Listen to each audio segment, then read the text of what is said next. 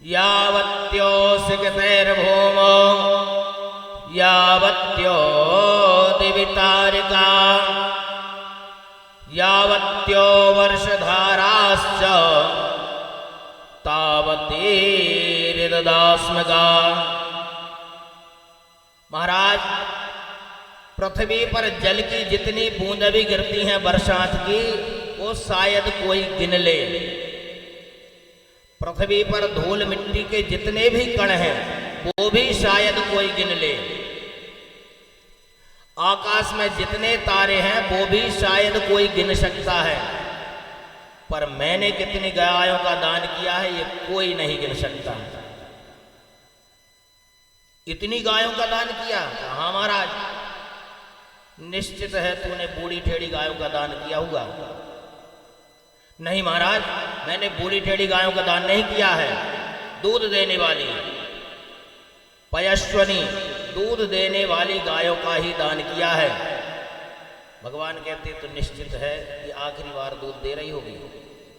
नहीं महाराज, तरुणी नई नवेली गायों का दान किया है। तो निश्चित है कि नई नवेली गायों का दान किया तो लात मारती होगी।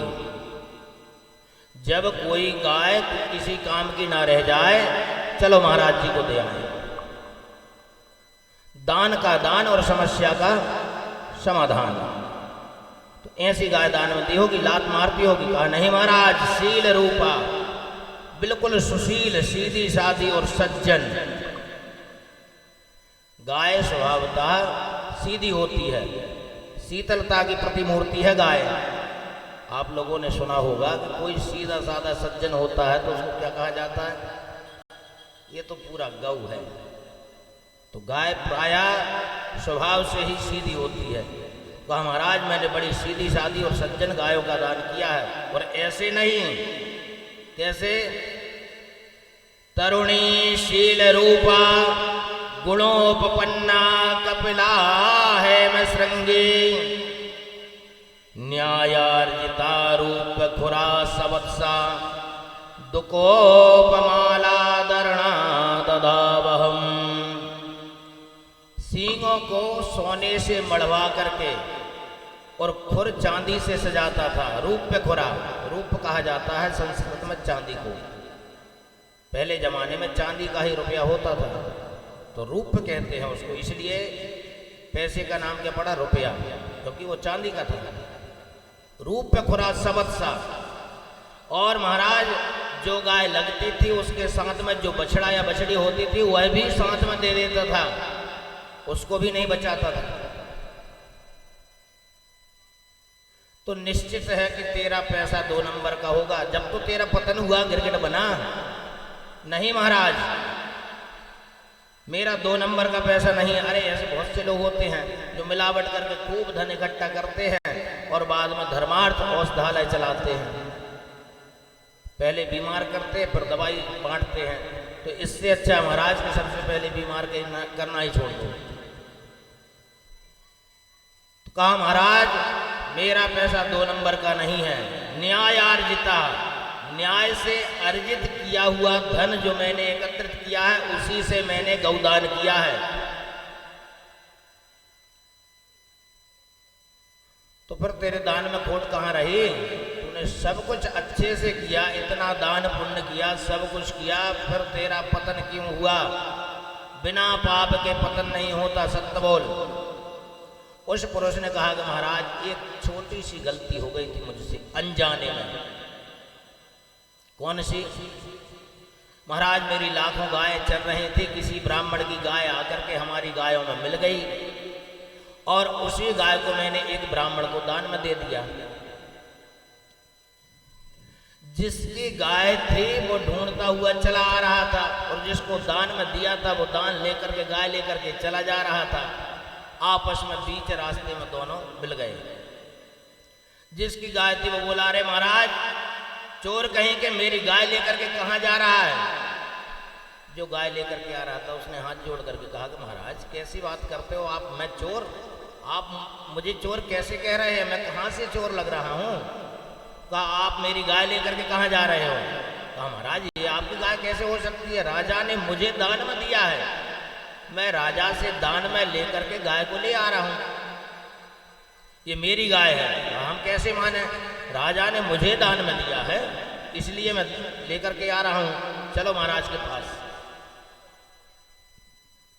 दोनों लड़ते झगड़ते राजा के समीप पहुंचे, दोनों ने अपनी अपनी बातें बताई। राजा विचार करने लगे कि गलती तो मुझसे हो गई।